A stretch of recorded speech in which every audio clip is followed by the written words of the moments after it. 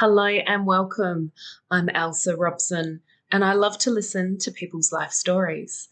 I'm a psychotherapist and someone who's realised that striving for perfection doesn't bring you happiness. I now advocate for adding more compassion to your life whilst just simply doing the best you can.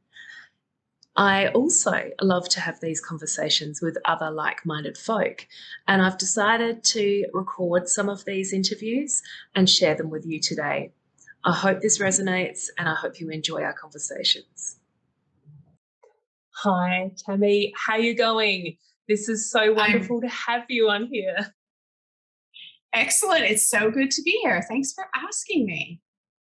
So, Tammy Roche, you are a mental health professional and somebody who I've connected with over the last couple of years, and we've just had this nice ongoing communication via socials mainly. I'm thrilled that I am in the podcaster seat now. When last time you interviewed me for your podcast. Yes, I did. I actually re-listened to that episode not too long ago. Oh, yeah. Fantastic. Yeah. Well, I was really grateful to have you ask me along to your show, and now it's my turn. And also that we are fellow mental health professionals with similar philosophies and interests, and I just always feel like there's a bit of an intuitive connection with people that come into my life, and you're one of those people. Oh, I feel exactly the same from word go, actually. I felt exactly the same. And then, of course, I got your book. So I feel like as if I know you really, really well. Well, it's always embarrassing when people have read my book. I'm like, oh, my diary. Yeah. Thank you, though. We're having a conversation today about perfection, imperfection, and compassion. And maybe I could start by asking what roles and intentions generally fill your days? Okay.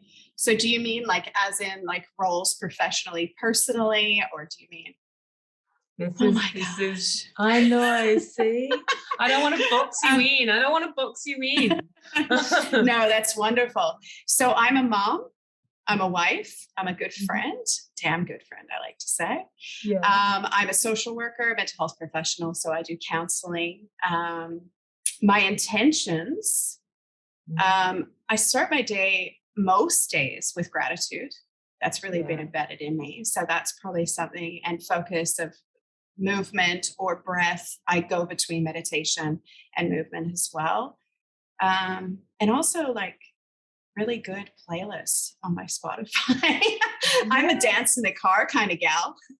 I concur. Spotify has like changed my life in so many ways over the last few years. Yeah. How good is it, right? You need to like pump yourself up. I currently 2 days a week, I drive an hour to get to my place of work.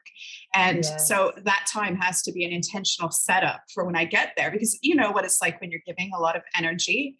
You want to fill that cup like to the brim before you're in that place. So yeah. Absolutely. I love that. Yes. Well, I think music is very important in my life and important in a lot of my clients and friends' lives too. So have you got a particular song that's like just on repeat at the moment? Oh, no pressure. No pressure. Spotify? Right? Where's your Spotify? Like, where's my Spotify app? I just have to look at mine as well. I'm just having a quick look. So I've got a playlist which is Drive. Yeah. Shake Your Ass, Mystical. Yeah. And do you want to know the other one? Okay, so funny, but it's Marvin Gaye. Let's Get It On. Yeah, that's a good song. Yeah. Wow, that's definitely these two randoms, right? Because you can get like, the songs, they come on the list and then they play over and over and over again, right? You get sick of them. So I'm like, let's bring out some of the old classics. Yeah. I love it. Yes, I've been hitting some old 80s, 90s classics recently too. We're getting, this is delicious. I could talk music all day. Yeah. And particularly those two songs, I noticed also there was like a real like a pleasure, and not just pleasure Ah, as in intimacy and sex, but the pleasure of indulging in the music and the flow and the lyrics, and yeah. absolutely. Absolutely. Yeah. Fantastic. Well, I have to say that right now, Lord is coming up a massive one for me, and her song Really. Solar Power is Oh, I'm it writing this one down. write it down. Lord Solar Power. I feel like it is I mean, it was released over our winter, and internationally their summer, but we're going into our summer now, and it just makes me feel like it's going to be my anthem for summer, with my sunroof open, windows down, driving along the coast, celebrating warmth and joy, and Yeah. hopefully zooming away, out into some light, as we had a little chat before. But yeah, that one's Absolutely. definitely, I'd go for that. Oh, it hasn't been on my list yet. So I've written it down and I will get on it. It will be car karaoke tomorrow for me. Yeah, cool. Fantastic. So we've alluded a little bit to our connection, Tammy, but maybe I'd love to know like your take on how we connected. Okay, so we connected through social media, Instagram, was it? Mm, It yeah, was. yeah. Look, the last 18 months feels like 5 years to me. So Yes. it seems like a while ago, but we Yeah. connected through that. And I purchased your book, if I Mm. recall correctly. Am I correct here, Elsa? I think you may have, and it was, well, yeah. I And think then, you. yes, then I reached out and I asked you to be a guest, right? Look at it. Thank It's you. all coming back Yes. to me now. Okay. Yes. And that's again the beauty of Instagram. I have been talking about that a little bit with some people, and I know that there's some firm believers that they don't need any more wasting of time, like in a social media sense. And I completely agree with that. But I have found that Instagram has been this opening up of my mind, my heart, and connections and the world. So I've been really clear about how I curate my feed, and it's been bringing up gold for me. Yeah. Oh, So absolutely. Because I think that's what happened is when I found you, and I found you through Hayes as well, like the hashtag, right? yeah, health at And every size. Yes. Yeah. yes, that's right. And I was at that point in my journey with myself that it would just hit me like a ton of bricks. And all these, like what you're saying, the synchronicity of all these different people that you align with. And I think when you put out that content, you put a part of yourself out, you attract Mm, people who recognize that, you attract mm, people who guide you. And it's yeah. like, of course we would be friends. Of course we would connect, you know? And I Yes. remember feeling that way. Sorry, it's bringing it up now. It's Yeah. funny. COVID's actually taken away a lot of some memories, I think, in some ways that Mm, I've forgotten. But mm, yeah, and I remember reading your book and I was just awe inspired by your vulnerability, which I deeply feel. I really mm, connect with people who put themselves out there. And mm, in a world where you can show the world anything, to choose to look at those parts of you that are the most vulnerable and that connect you and identify you as being human and mm. also on the same level as the people around you. No ego. Like you had a lot of humility. Yes, I do remember. Sorry. Thank you. Thanks. That's beautiful. And um I agree that when you do put it out there, you are gifted in return, and then you can build on knowledge and especially from hearing other people's lived experience stories. So powerful. And everybody's story counts. I feel like I've learnt so much more about a weight neutral, health at every size approach, and also the history of where this came from and how political this is, and the social justice side, that is, just I'm learning and I'm unlearning and I'm learning and I'm unlearning the whole way along. But yeah, I'm so pleased that my scratchy kind of learnings and popping that out to the world has brought you to a place of recognizing some of that, and if it's been helpful, that's wonderful. Absolutely. Yeah. Oh yeah, you don't feel alone in that, because that's the funny thing, right? Like we all, not all of us, let's not generalize too much here, but a lot of us feel those things that you wrote. But until you actually, someone says it out loud, sometimes it's that point where you cross over and it's like, that's it. Someone articulated my emotions, Yeah. what I mean? Yeah. Yes. That's beautiful. Well, the title, Perfectly Imperfect, is, it's, I don't know, it's been a bit of a blessing and a curse. It feels like a bit simple, that saying, but it's huge. And I know that perfectionism is rife amongst us.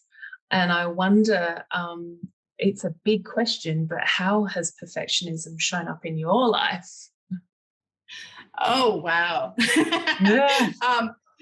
Yeah. How has it not? How has it not?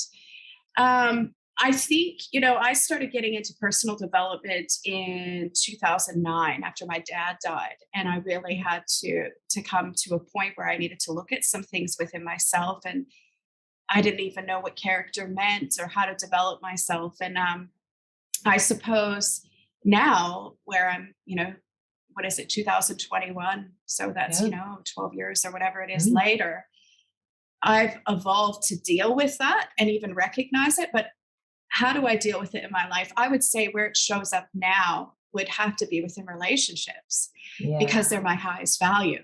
So relationships for me is a big one in terms of stepping back and peeling back my expectations. It usually just goes right back to me, and it's like, it's not that, it's actually me, which is most of what I find, right? So how I deal with it is I'm kind to myself, like that human, that simple, just like you said, the title of your book, so simple, but so effective, right? And I think kindness to self helps me deal with it when it pops up, acceptance and recognizing, but it always comes back to being kind to myself, because you know what, there's going to be something, down the road that I'm going to have to deal with again. And I think, I don't know if you've gone through this, but through my journey of personal and professional development, you learn so much, and there's so much that you could beat yourself up about. There's so much that you can take personally. And from that, and I've learned luckily from other people as well as myself, but other people that have not like dealt with it and let it go to bitterness and resentment. And I'm very grateful. Those people are always teachers to me, and kind of pulls me back. And I'm like, you know what? You're starting and you're stopping and you're starting and you're stopping. And maybe you're like going the whole time, but you're just going at different paces, right? Yes, so. That's right.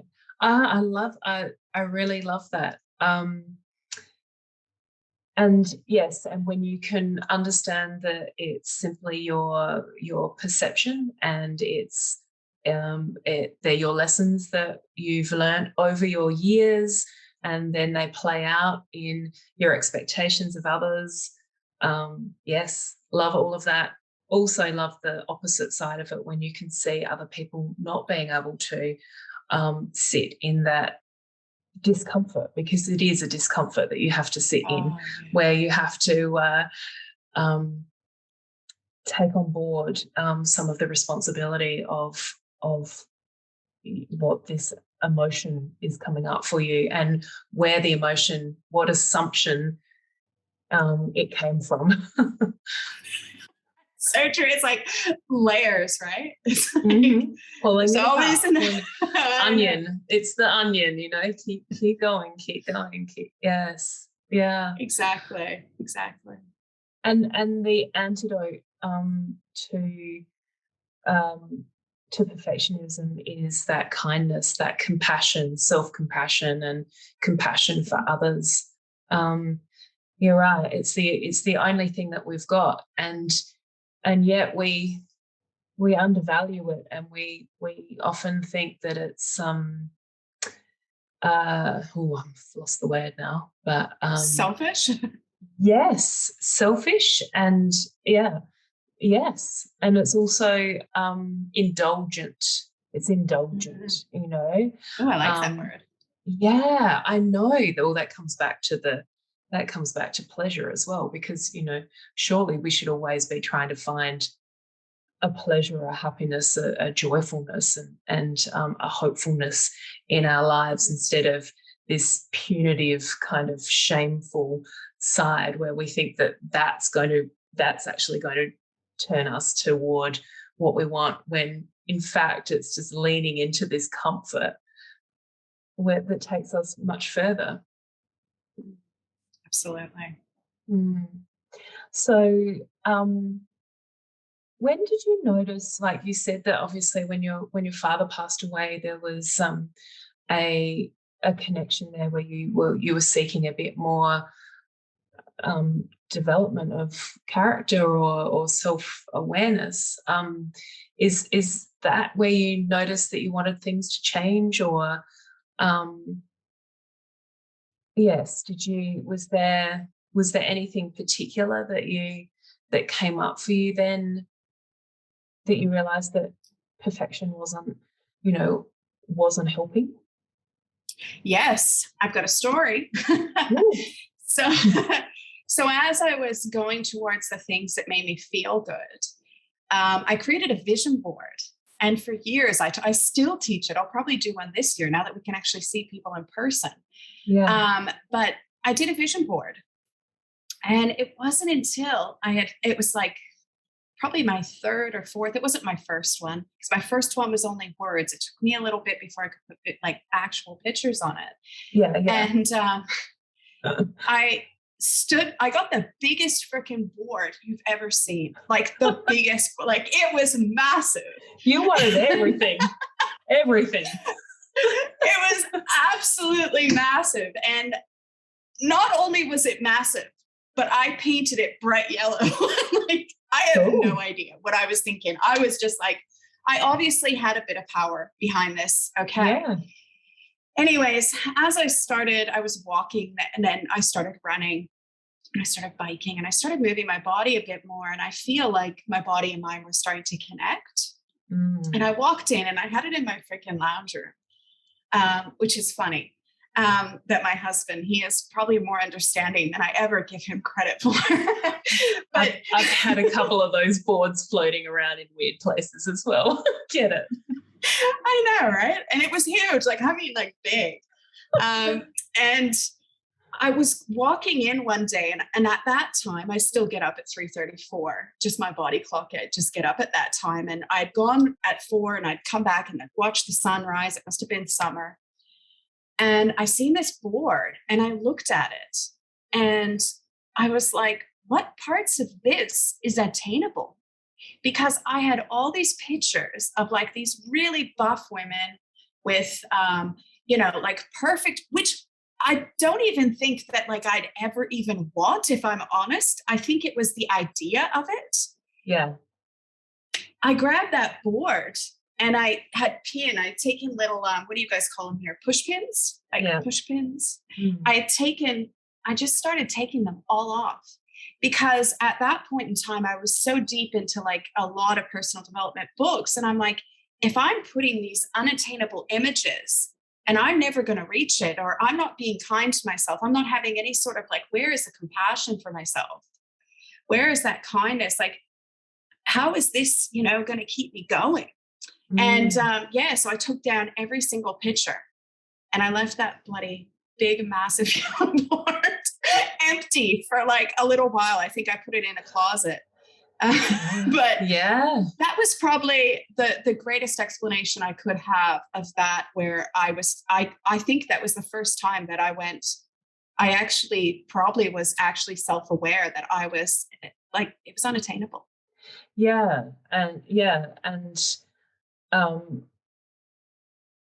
I have the same. I have the same similar boards like that. I think I've kept mine are stuck down on cardboard and then like glued.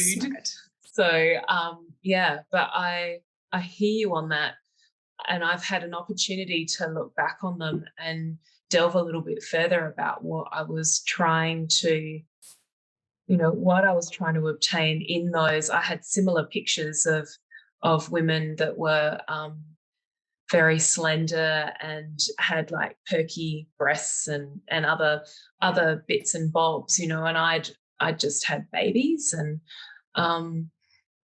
things weren't all all as fantastic as that by any means. So I look back at with compassion to those times and remember that person that was thinking that this is what you do. You pull things out of magazines and you aspire to them because that's what we're all aspiring to, aren't we? That's in the magazines, that's in the media, that's, Absolutely. we've all been sold this. So I hear you. And what a really clear line in the sand. That's amazing for you. Yeah.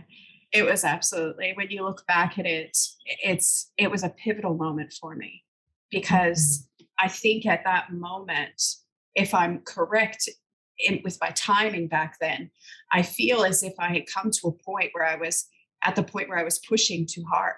You know what I mean? And that point where you're like pushing too hard.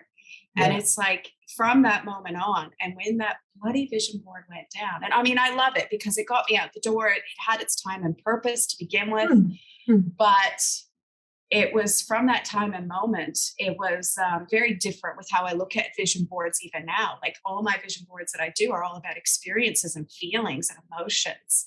And I never would have got to that maybe if I wouldn't have grabbed that yellow paint and big, massive board. And wow. Yes. I also imagined when you took all the pictures off that you left that blank expanse, and that in itself is kind of brave, isn't it? Because often we just try to fill it all up with, what's the next thing?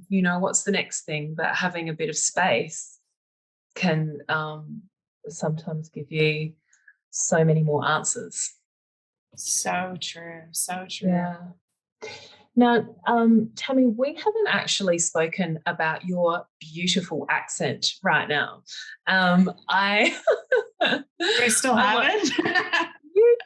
You do. And we had a little chat before we started our conversation, because Tammy and I haven't spoken, one-on-one for a couple of years. But you have what's been going on, say, these last 18 months? Do you want to give a really quick rundown? Really quick. Yeah. Okay. Yeah. So in 2020, March 2020, I'm sure everybody remembers where they were when that month was around. Yeah. We had prepared 18 months to, after 19 years in Australia, I'm an Australian citizen, we had decided to move home to Canada. So we had prepped for the 18 months. March 20th came along, and our house was rented. Our things were sold or given away. We didn't leave anything here, really. I think there was 2 boxes of personal documents.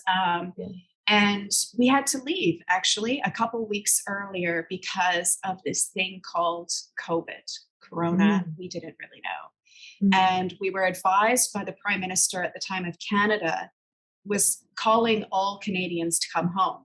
And Mark had just gotten my husband had just gotten his permanent residency. So he's Australian and as Australian as they come. Yeah. And I was a bit worried about that. We moved to Canada.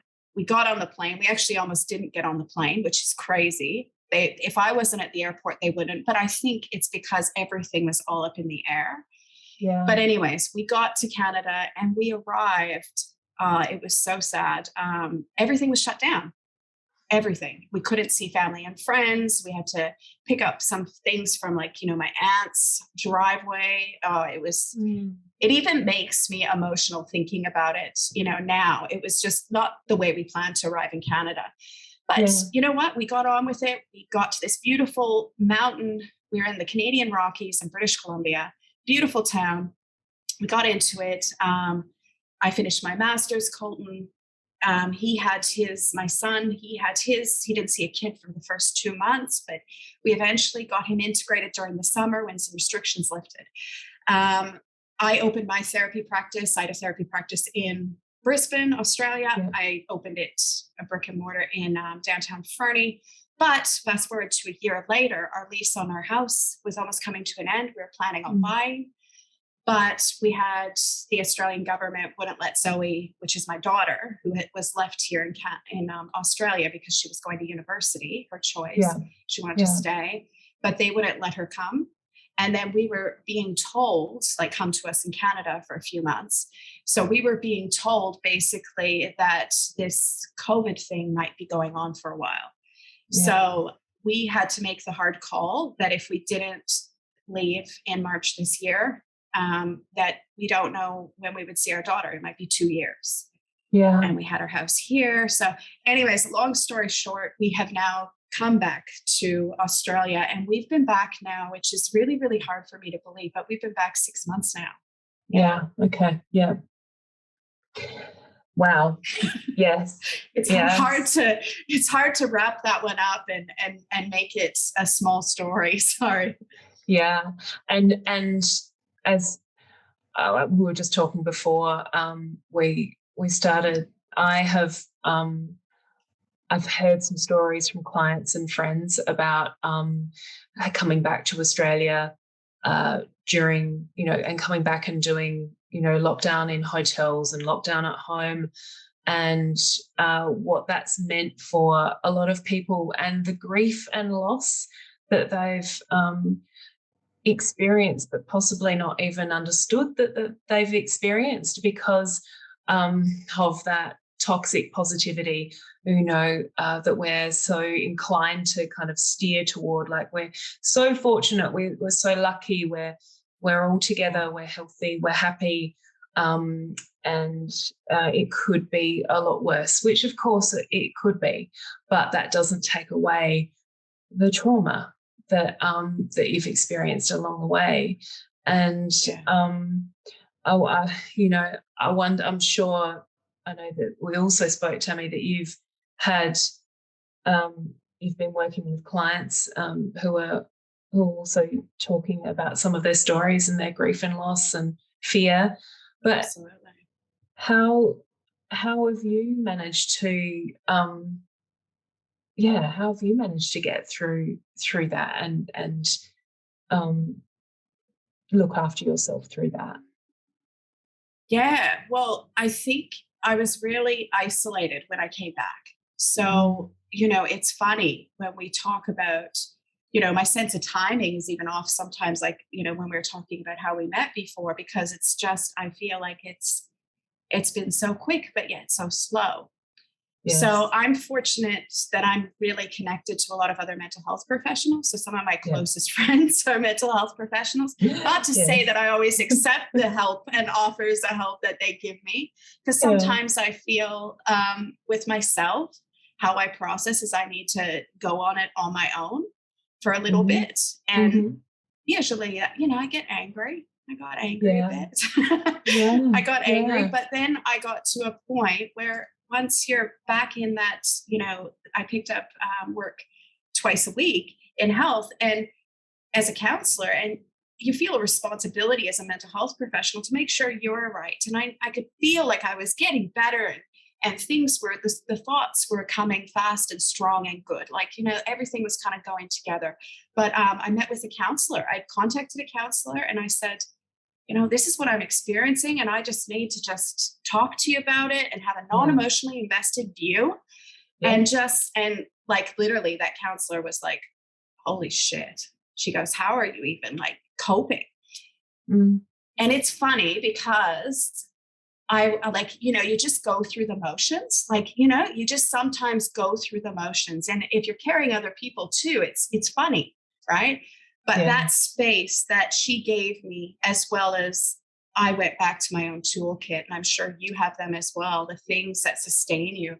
I'm sure you're like myself, you want a sustainable career as a mental health professional. So you have these things. So I went to those, and I got back into my podcast as well, which helped because then it was about other people, giving like little things like that, right? So that's how, but there's always those other things in the background that, as much as we want to, we're never going to make sense of. No. And I think sometimes we have to be okay with sitting in that place of, okay, this is how it is right this minute.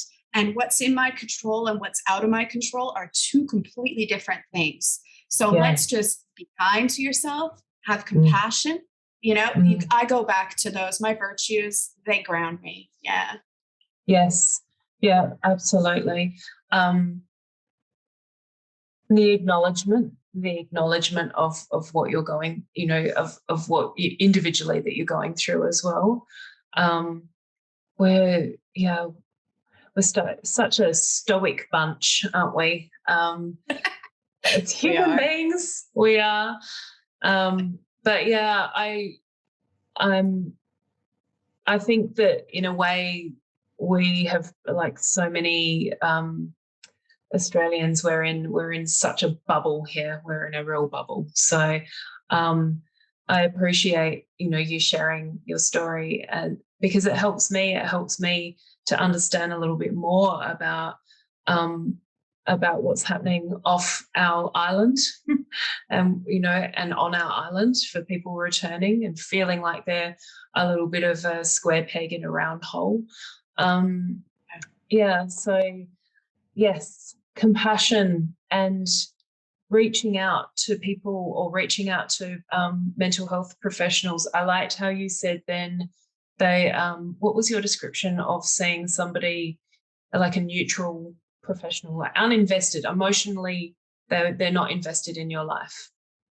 Yes, emotionally uninvested.